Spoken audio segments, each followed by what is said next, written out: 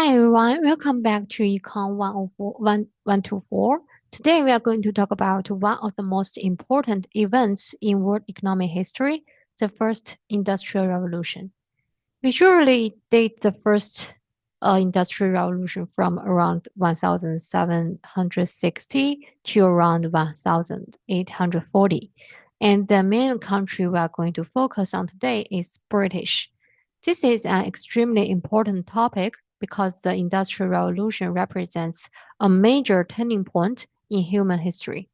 Before the Industrial Revolution, economic growth was usually slow, living standard could improve for some time, but it was very difficult to maintain that improvement for many generations. After Industrial Revolution, this started to change. New machines, new sources of energy, new forms of production, and new institutions allow economics to produce much more than before. So today, there are usually two big questions. First, what actually happened during the first industrial revolution? And second, why did it happen in British first? We are going to spend quite a lot of time on that second question because there's no single accepted answer. Before we talk about the factories and machines, I want to start with consumers. Before the Industrial Revolution, British was already experiencing what historians sometimes call a consumer revolution. Retail shops became more common. This sounds very ordinary to us today. We walk into a store, choose something, pay for it, and take it home. But historically, this was an important change. For example, people increasingly had the option to buy ready-made textiles. They did not always need to buy clothes and then make clothes at home or take the clothes to someone else to make the clothes. More households also started owning consumer goods.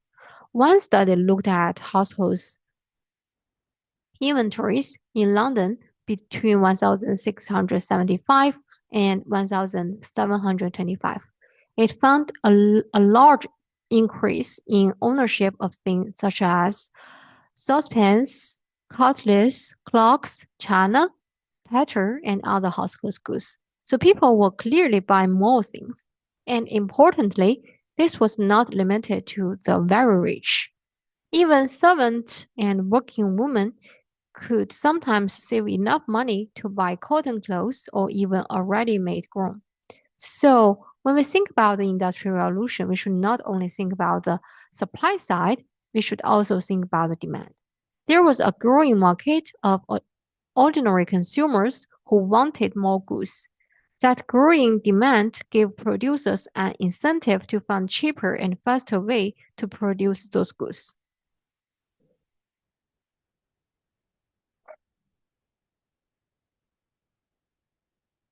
So this gives us a bigger economic question. Where did the economic growth come from? Imagine this graph. On the horizontal axis, we can think about time. On the vertical axis, we can think about income per person or output per person. For most of human history, this line could be relatively flat. This might be periods of growth, there might be good harvest, there might be successful empires, and might be more trade. But sustained growth in income per person was rare. The Industrial Revolution changed this pattern. Instead of temporary growth followed by stagnation, some economics started to experiencing long-run increases in productivity and income. So what causes this change? Was it agriculture? Was it technology? Was it core institutions or human capital or culture or in international trade? They are the questions that will organize the rest of today's lecture. Let's start with the agriculture. In the century before the Industrial Revolution, English agriculture was already quite different from the culture in many other parts of Europe. It was highly commercialized. That means farmers were not simply producing food for their own families. they were producing for the market, many agriculture workers were wage workers, and farms were relatively large. What meant larger farm matter? One reason is economics of scale. A larger farm may be able to use equipment, animals, labor, and land more efficiently. By the middle of the 18th century, England was actually a major importer of food. Because of it, many historians argued that this kind of capitalized agriculture was an important precondition for the industrialization. The idea is not necessarily that agriculture directly caused by the Industrial Revolution. Instead, productive agriculture may have created an economic that was better prepared for the industrial growth. So, where did this productive agricultural system come from? In medieval England, agriculture was mostly organized around small plots, open fields, and common land. Peasants often farmed several small plots located in different places. There were reasons for it. It helped reduce risk. If one plot had a bad harvest, another plot might do better, but there was also a cost. If your land is divided into many small pieces, you spend more time moving between those pieces. It is harder to organize production efficiently. Then the Black Death dramatically reduced the population. With fewer people, the use of land changed. In some areas, land shifted towards pastoral agriculture, meaning activities such as raising animals. Landowners also began combining many small plots into larger units. This is part of what we call inclusion. By around 1500, about 45% of English farmland had already been enclosed. After 1500, this movement toward larger farms continued. Farms became larger and more capital intensive. So over time, agriculture became more commercial and more productive. This agricultural transformation has an important connection to the urbanization. If agricultural productivity rises, fewer workers are needed to produce a given amount of food. That means some people can leave agriculture and work somewhere else. At the same time, higher agricultural output makes it easier to support larger urban populations. So improvements in agriculture helped Britain become more urban. Those improvements may also have contributed to Britain's relative high level of prosperity after 1600. But we need to be careful. Agriculture alone cannot explain sustained economic growth after 1800. In fact, once the Industrial Revolution accelerated, British agricultural production could not keep up with population growth. British eventually became a net importer of food. So agriculture was important, but agriculture was not the whole history. Now we move directly into the Industrial Revolution itself. We are going to focus on a few important industries and technologies. The first is cotton. Then we'll talk about this steam engines, then coal, and then the factory system. Those developments were related to each other. That relationship is very important. Industrial Revolution was not just one machine suddenly appearing. It was a process in which improvement in one area created incentives and population opportunities for improvements somewhere else. Cotton is one of the best examples. Interestingly, the British cotton industry was strongly influenced by imports from Asia. In the 17th century, The East Indian Company imported in Indian cotton textiles, including calicoes and muslins.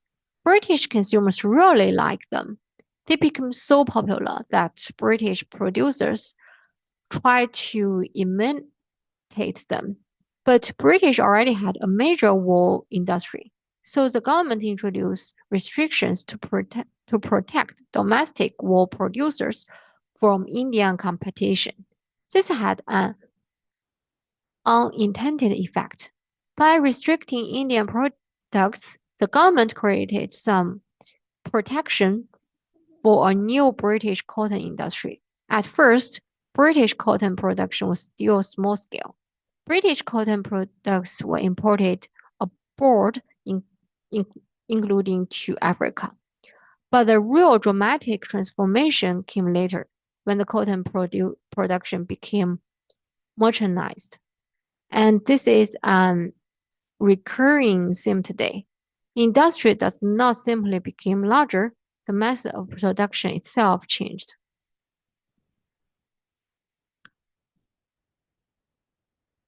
Several interventions transformed cotton production.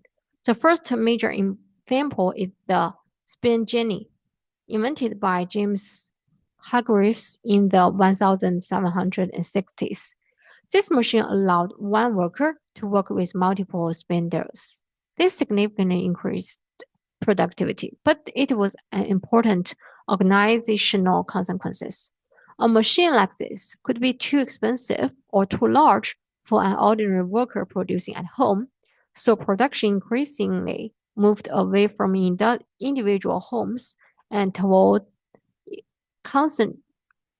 centralized production. This helped explain the rise of factory. Then, in 1769, Richard developed the water frame. As the name suggests, the machine could be powered by water. This encouraged the construction of large cotton mills near rivers. Then Samuel developed the spin mill. The spin mill combined important features of earlier machines. Eventually, this development helped create large textile mills powered by steam. Notice the sequence here. An innovation increases productivity. That innovation changed the best way to organize production. That creates demand for larger production facilities. And those larger facilities create demand for new sources of power. This is what we mean when we talk about technology change can be self-reinforcing.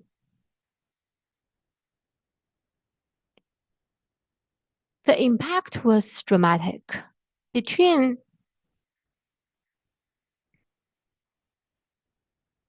1760s and the 1830s, overall productivity in British cotton production roughly doubled. Eventually, British cotton textiles became more competitive than Indian textiles, and this happened even though British nominal wages were much higher. Look at the simple table on this slide. Suppose England can produce 10 units of agricultural goods or 5 units of manufactured goods. India can produce 5 units of agricultural goods or 10 units of manufactured goods. The number here is just a simple example. The point is to think about the comparative economic strengths and then how the Industrial Revolution can change them. Before merchandization, India has a major advantage in textile production, but technological improvement allowed British to change the cost structure of the industry. So a country with very high wages could still become competitive if its productivity became high enough. This point is going to become important again when we discuss the high wage explanation for the Industrial Revolution.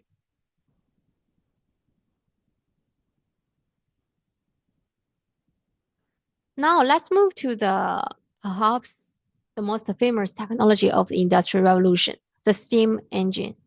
The basic idea of using steam as a source of energy existed before James Watt. A French engineer named James Pepin experimented with steam technology in the late 17th century. Later, Thomas Newcomen developed a steam engine that was used to pump water out of mines. The Newcomen engine was not very energy efficient, but in coal mines this was not necessarily a serious problem. Why? Because coal was right there, energy was cheap, and an engine solved an important economic problem. As mines became deeper, water became a bigger problem. If you can pump that water out, you can dig deeper and extract more coal. Newcomen's engine reduced the pumping cost dramatically compared with using horses. Then James Watt developed a more efficient steam engine in the 18th century. One of his improvements was the separate condenser. This allowed the cylinder to remain hot and saved energy. Watt's engines could also produce rotary motion. This mattered because now steam power could be used for much more than pumping water. It could power machines. However, there is an interesting institutional issue here. Watt strongly protected his patent rights. This may have slowed the wide adoption and improvement of steam engine technology before 1800. So even here, technology and institutions are connected.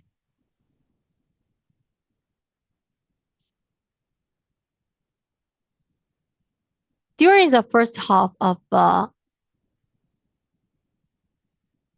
during the first half of the 19th century, the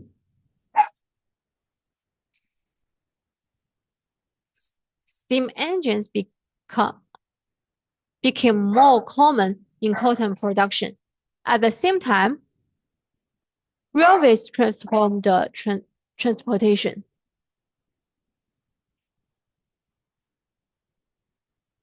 Coal powered this train, and trains could transport coal. This was also an important development in iron production.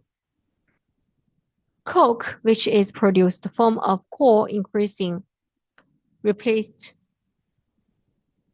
charcoal. Better iron production make it possible to build better machines.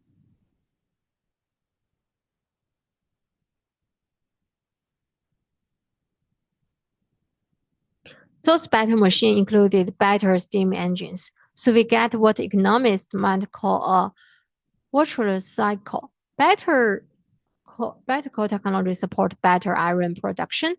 Better iron allows better machine. Better machines make factories more productive. Railways more cars and goods more cheaply. Cheaper transportation increases market size. Larger market make large scale production more profitable. This is why it is difficult to identify one single invention and see this caused the Industrial Revolution. The technology complemented each other. By the 19th century, cotton, railways, and iron had become three major industries. Coal deserves special attention. As London's population grew, demand of energy increases. Wood and charcoal were increasingly expensive and difficult to supply in sufficient quantities. Coal became an attractive alternative. As demand for coal increased, large-scale mining became profitable, and Britain has access to extremely cheap coal. The price differences shown on the slides are striking. In the early 19th century, London energy from coal cost about 11 pence per million BTUs. Energy prices was higher than cities such as Paris and Beijing. But in Newcastle and other southern British cities near coalfield, energy could cost only around 1.5 pence per million BTUs. This is an enormous difference. And notice something interesting. The Industrial Revolution was not centered only in London. many industrial centers was located and closer to core, research has found that Europe cities near coalfields grew faster after Industrial Revolution. Importantly, they did not necessarily grow faster before Industrial Revolution. That timing gives us some evidence that the coal-used technologies may have matters. Our estimates suggest that coal-use technology could explain a sustained share of Europe urban growth. So, geography mattered partly because geography determined energy cost.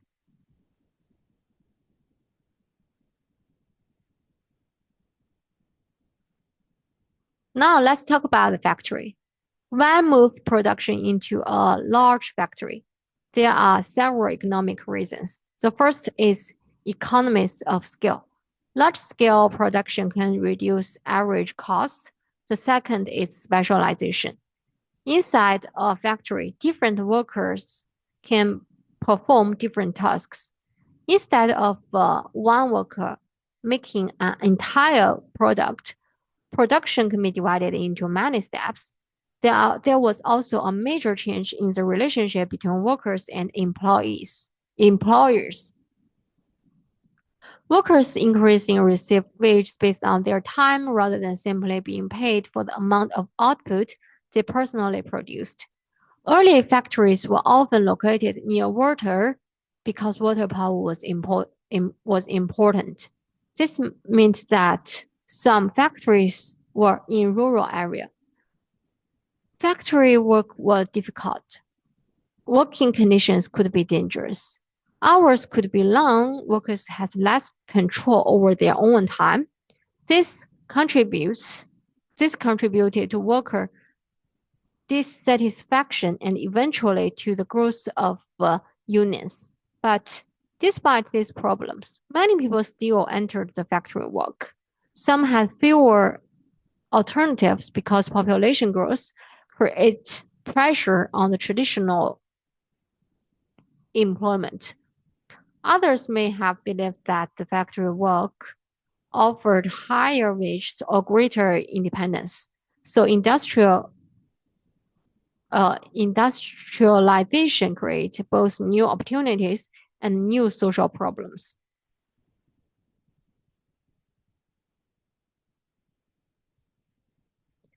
From the perspective of industrialization, factories have several advantages. First, the owner could have more control over the speed and quality of production.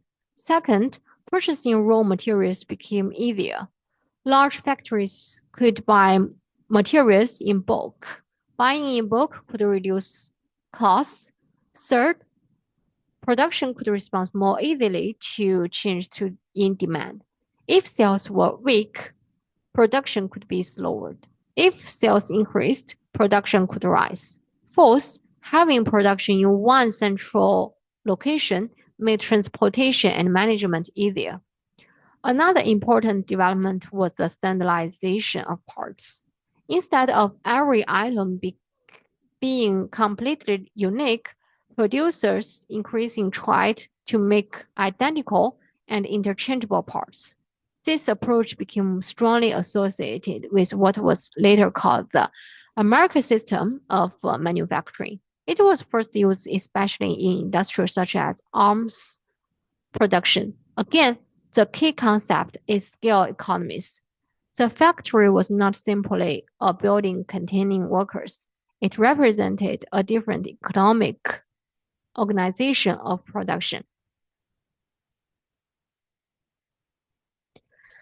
Technology had changed many times before the Industrial Revolution. Humans had invented fire, the wheel, the iron plow, the compass, eyeglasses, so invention itself was not new. What was unusual after around 1500, and especially during the Industrial Revolution,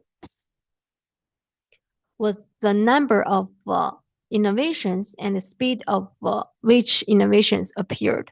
One reason may be that innovations became self-reinforcing. For example, The flying shuttle increases the productivity of weaves. If the weaving became faster, then weavers need more thread. That creates incentive to improve spin.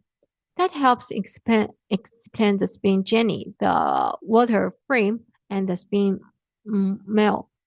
Those inventions then create new problems and new opportunities. So one technology increases the value of another technology. This is one reason industrial growth can accelerate. Once the process begins, industry itself creates demand for further innovation. Now look at the graph. We have two theories. One is GDP per capita, another is real wages. The important point is that they do not move together perfectly. GDP per capita gradually increases, but real wage do not immediately show the strong increase. This is one of the major puzzles of the Industrial Revolution. If the economy was becoming more productive, why did not ordinary workers immediately experience much higher living standard? This period is sometimes connected to the idea of Agos Pass.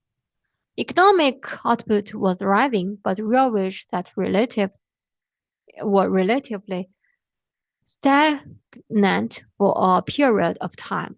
So economic growth and improvements in worker welfare did not happen at exactly same time. This is important. When we see industrial create long-run growth, that does not mean every person immediately became better off.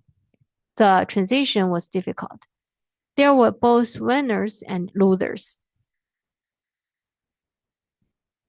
Why did the real wage stagnate? One factor was war. British spent many years fighting revolutionary and Napoleonic France. War is expensive.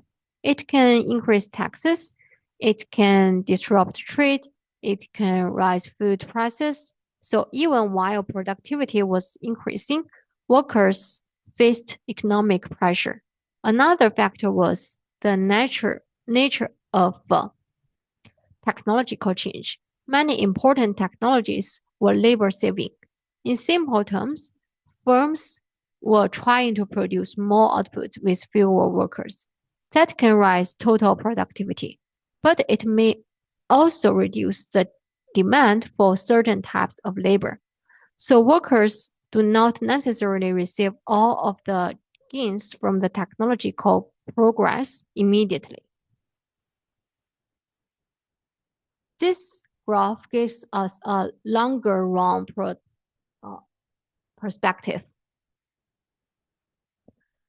The horizontal axis is population. The vertical axis is real wage index. In earlier periods, when income increases, population also tended to increase, but that population growth put pressure on resources.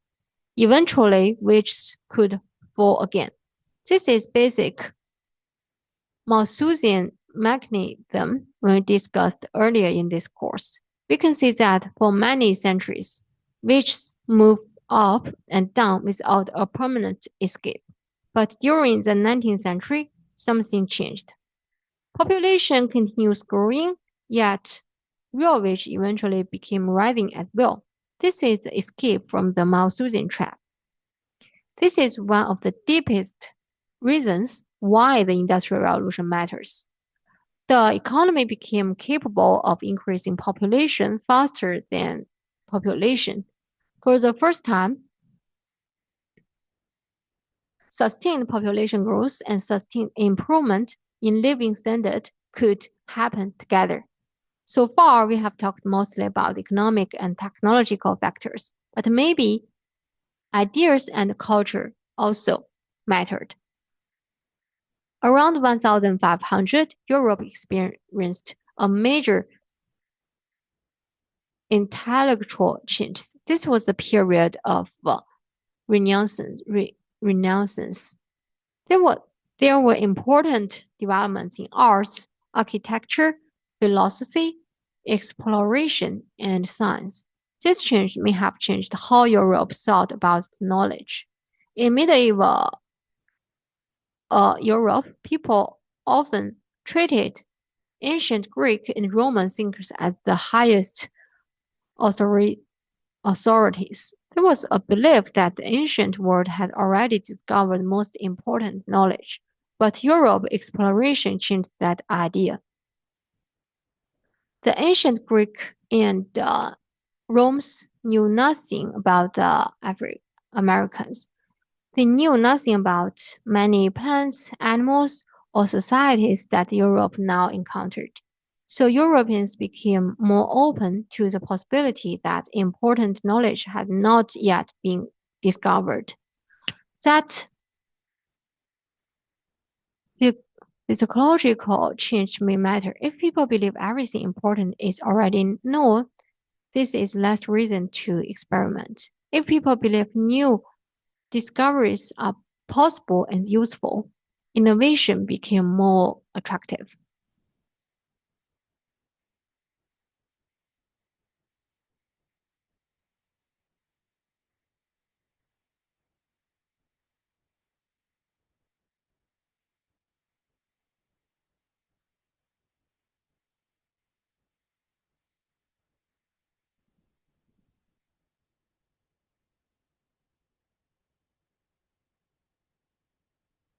Now we reach the central question. Why British? Many societies had market, many societies had skilled workers, many societies had trade, many societies had scientific knowledge. So why did sustained industrial revolution begin in British?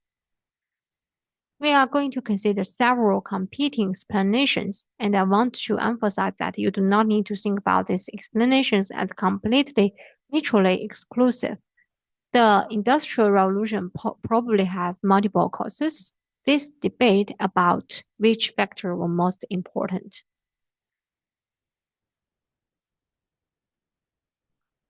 One explanation focuses on the institutions.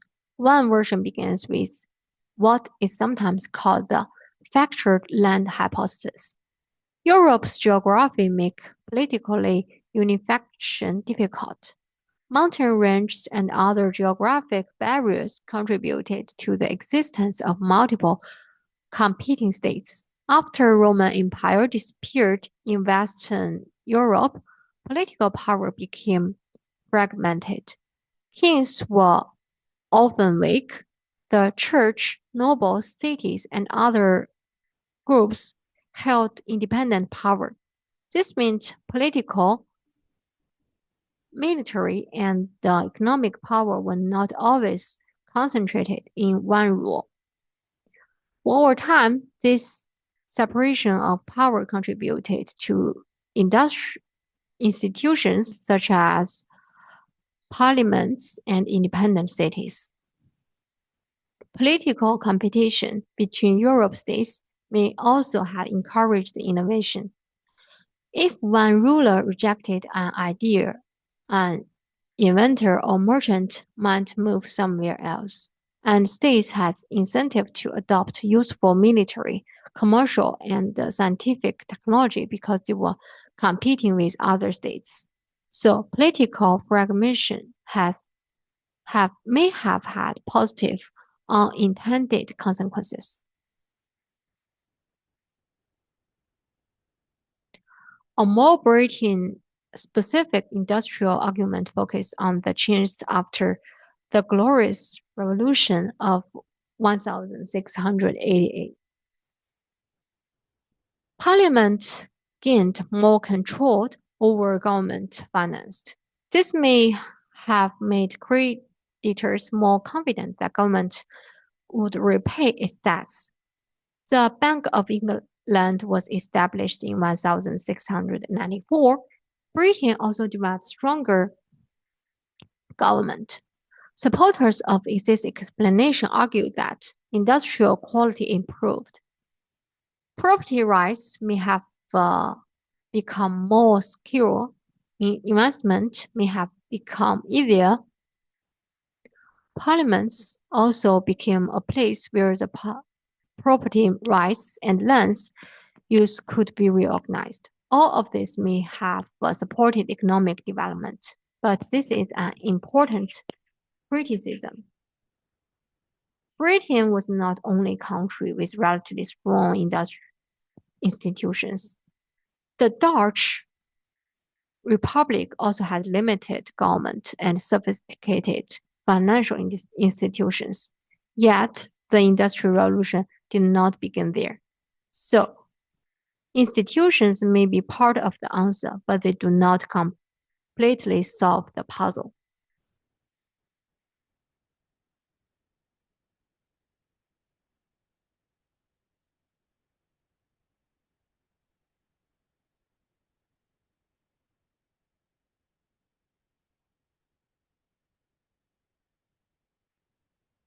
Another argument said cotton was central.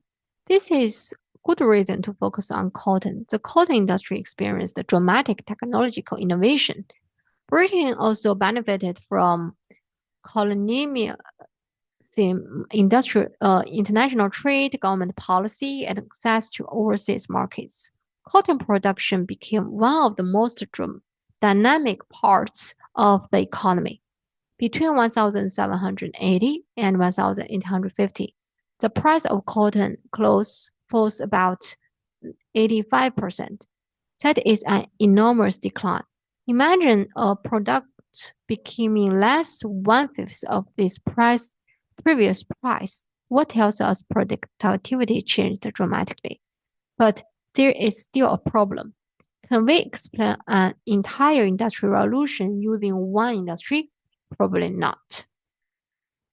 We also need to understand iron, coal, transportation, machinery, and many other sectors. So cotton was extremely important.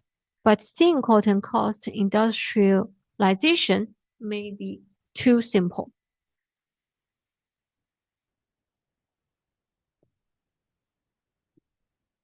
Another possibility is market size. Britain had access to large domestic market, and compared with many Europe economies, internal trade faced relatively fewer tax barriers. Britain also had access to large international markets. Why does market size matter? Suppose developing a new machine is expensive. If you can sell only 100 products, the investment may not be worth it. But if you can sell 1 million products, investing that in machine becomes much more attractive. So larger markets can create stronger incentive for innovation. Large markets can also support economies of scale. However, once again, there's a problem. Britain was not the only economy with large market or access to international trade. So market size matters, but it may not be sufficient by itself. Another explanation focuses on human capital, especially practical mechanical skills. Britain has many skilled workers. This includes craftsmen, printers, watchmakers, carpenters, and engineers. These people were important because industrial machines did not only need to be invented, they had to be built, they had to be installed, they had to be repaired, they had to be improved. One important institution was apprenticeship. Apprenticeship existed everywhere else in Europe too, but in Britain, apprenticeship was relatively flexible and was not always controlled as tightly by guilds. Skilled journeymen could move between towns. This matters because many mechanical skill was difficult to learn from books. You needed to watch someone perform the task. You need to hands-on experiences. So the movement of skilled worker helped spread uh, practical knowledge. This may help explain Britain's high level of useful human capital.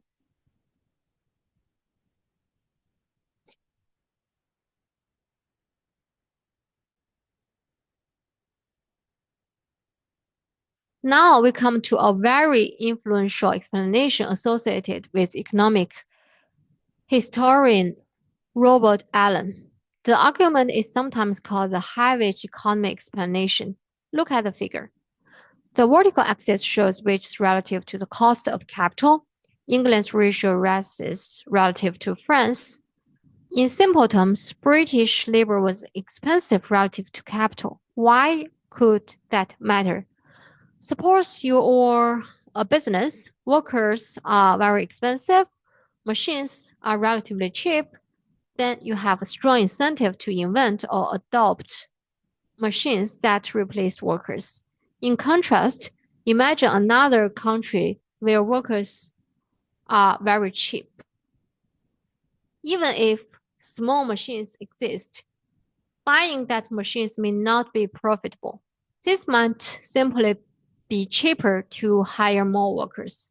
So according to this argument, Britain on Euro factors prices creates an economic incentive for labor-saving innovation.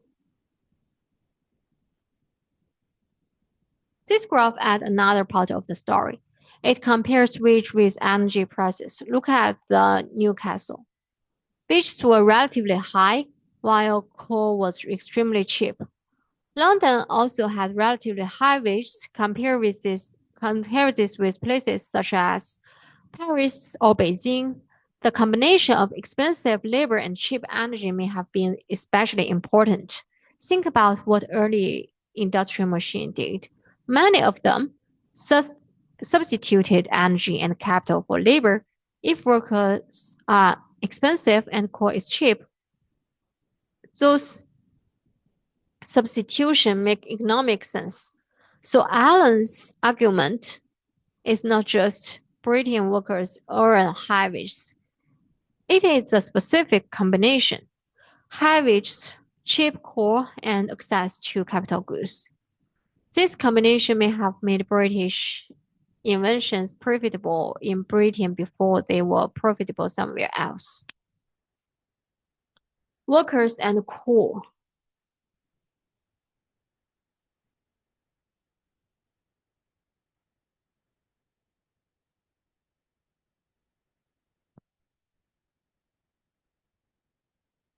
The high wage explanation also received criticism.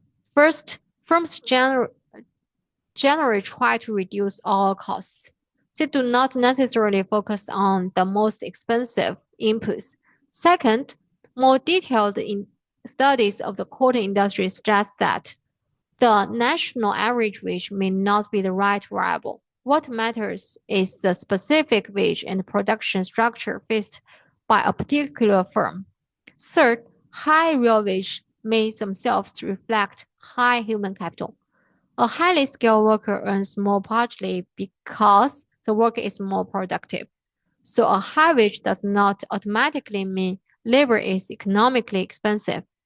And finally, the high wage argument does not fully explain why Britain had so many skilled mechanical workers in the first place. So this explanation is powerful, but may also need to be combined with human capital and industrial explanations.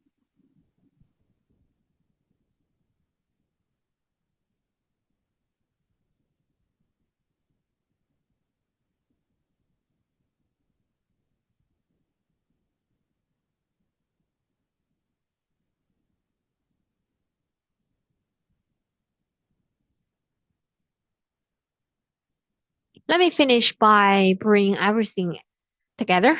The Industrial Revolution was not simply the invention of steam engine. It was not simply the rise of factories. It was not simply the growth of cotton. It was a much broader transformation. Agriculture became more productive, consumers demanded more manufactured goods, markets expanded. Cotton production became mechanized, Factories created economies of scale and specialization. Coal produced cheap energy. Steam engines allows energy to be used in new places and for new purposes. Iron production improved. Railways reduced transportation costs. And new technology reinforced one another. At the same time, Britain had relatively strong institutions, large markets, skilled workers, high wage, cheap coal, and a culture that was increasingly open to innovation. None of this explanation alone are completely convincing. Institutions matter, but New Zealand also had good institutions. Markets matter, but other countries also had large markets. Core matters, but core alone cannot invent machines. High wages may encourage labor-saving innovation, but we still need skilled people who can actually build those machines. Scientific culture mattered, but the scientific revolution was Europe rather than purely British. So the most reasonable interpretation is that the Industrial Revolution came from a combination of factors, and Britain happened to have a particularly favorable combination of particularly important movement. Finally, we should remember that the benefits were not immediately for everyone. GDP per capita increased before real wage increased strongly. Factory conditions were often difficult. Technology displaces some workers. Urban life could be unhealthy. So industry involved major social costs.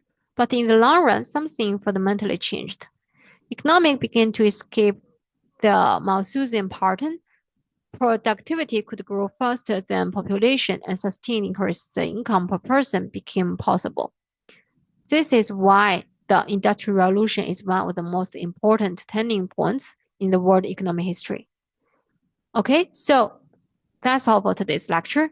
The main thing I want to remember is not just one single cause of the Industrial Revolution. Instead, think about how different factors interacted with another. Agriculture, markets, technology, core, factory, institutions, human capital, and culture. And especially remember the big question, why Britain? Why at this particular time? We'll continue from here in the next unit.